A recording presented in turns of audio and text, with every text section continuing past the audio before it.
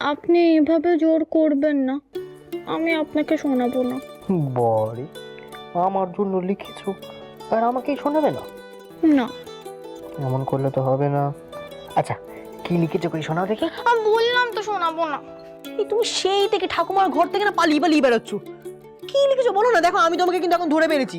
এই তোমাকে এখন শোনাতেই হবে। ও শোনাবে না কেন শুনি? আমার লজ্জা লাগছে। ওরে বাবা, আমার সামনে আবার কিসের লজ্জা? আমি তোমাকে কত ছড়া কেটে কেটে শোনাই, আমি কোনোদিন লজ্জা পেয়েছি? হ্যাঁ। আরে বাবা, আপনার ব্যাপারটা আলাদা। ও তার মানে তুমি শোনাবে না, তাই তো? বেশ, এবার আমি কিন্তু খুব রাগ করবো। আপনি কবিতাটা শুনলে হাসবেন। ওই দেখো, হাসবো কেন? আপনি কথায় কথায় কি ভালো ছন্দ মেলান। আমার এই কবিতাটা যদি আপনার ভালো না লাগে? তুমি আমার জন্য কিছু একটা লিখেছো আর সেটা শুনে আমার ভালো লাগবে না, তা আবার হয় নাকি? বেশ, শোনাচ্ছি, তবে এটা শর্ত রয়েছে। আবার কি শর্ত? আপনি অন্যদিকে তাকান। হ্যাঁ, কেন? তাকান না, নাহলে আমার লজ্জা করবে। আচ্ছা বেশ।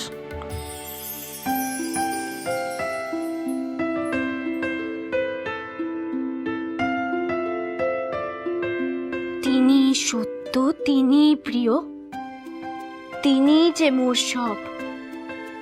জীবনের খোলা রঙ্গমঞ্চে শ্রেষ্ঠ সে কুশীলব।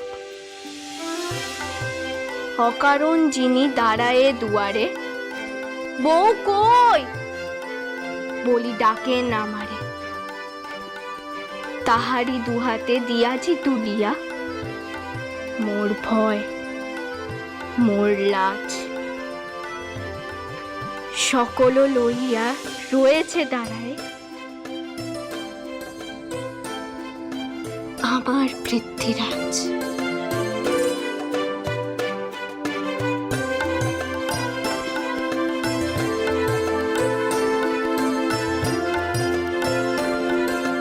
কেমন লাগলো আপনার? আমাদের এত বড় সর্বনাশ কে করলো সুনীল দা?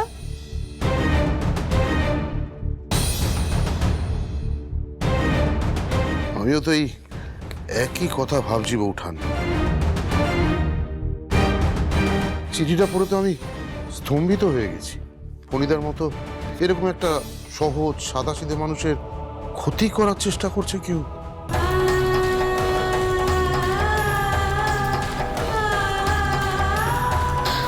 এখন কি হবে? ওনাকে বাঁচি ফিরিয়ে আনবো কি করে? কি করে?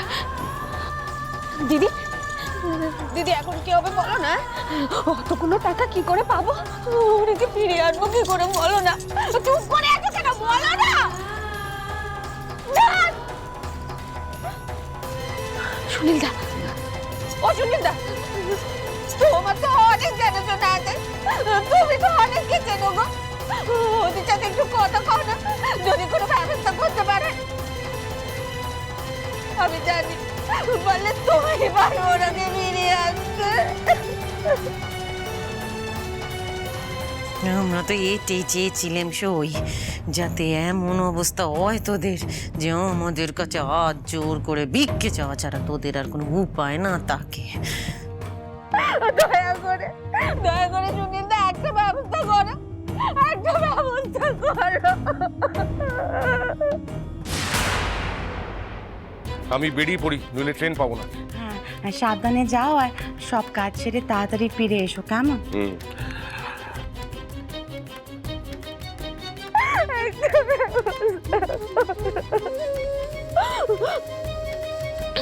একের পর এক আমাদের বাড়িতে বিপদ হয়েই চলেছে। আর কত পরীক্ষা দেবে তুমি? আর কত পরীক্ষা দেবে? এতগুলো বছর ধরে উনি তো নিষ্ঠার সাথে তোমার পুজো করে এসেছে, তারপরেও তুমি কেন এমন করছো ওনার সাথে? কেন এমন করছো? কেন এমন করছো?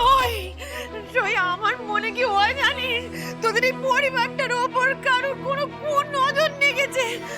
তুই একের পর এমন জ্বর আছে কোনো পরিবারে তা? একদম ঠিক কথা কয়েছো, আমারও সেই কথা কানায় মনে হয়েছে। অন্য কারণ নয় গো দিদি, ওই জমিদারের মেয়ে ওই মনকের বইয়েরই নজর এ বাড়ির ওপর পড়েছে। হ্যাঁ, আমার কথা এ তো হলেও সত্যি। আরে ওদের কত শান্তির সংসার ছিল বলো দেখিনি। আর ওই অনক্ষী অপয়া মেয়েটা যেদিন থেকে বাড়িতে পা রেখেছে সেই দিন থেকে একের পর এক অঘটন ঘটেই চলেছে। চুপ করে বসে করছি।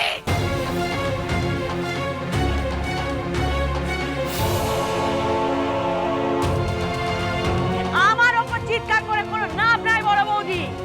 আমাকে চুপ করে বললে কি সত্যিটা পাল্টে যাবে? হ্যাঁ, এই মেয়ে যেদিন থেকে বাড়িতে এসে সেদিন থেকে একের পর এক কেতি হয়ে চলেছে এই বাড়ি।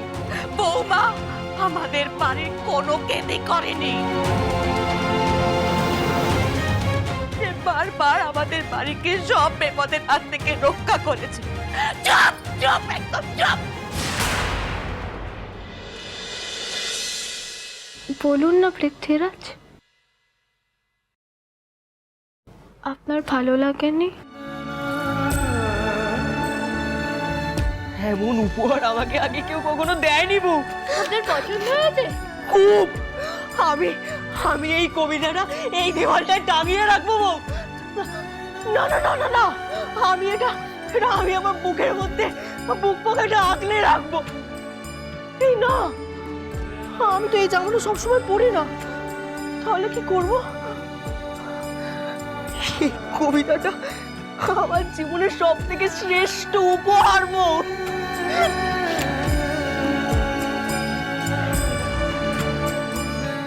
আমার জন্য এমন উপহার কেউ কখনো দেয়নি বউ। তোমার এই কবিতাখানা আমি সারা জীবন আমার কাছে আগলে রাখবো। আমাকে দেবে? এটা তো আপনারই।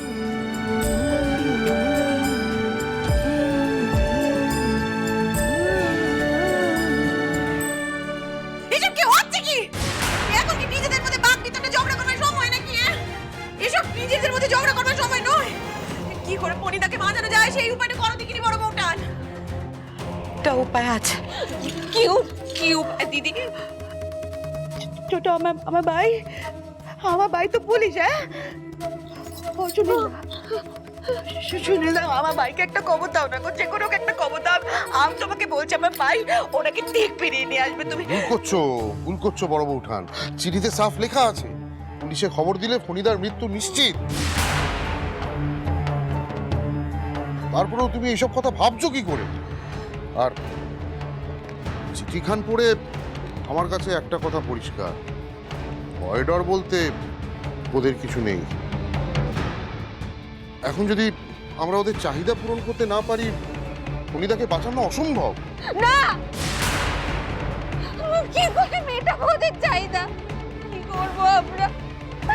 তবে কি বিয়ে করে পা নাড়াতে হবে ওনাকে?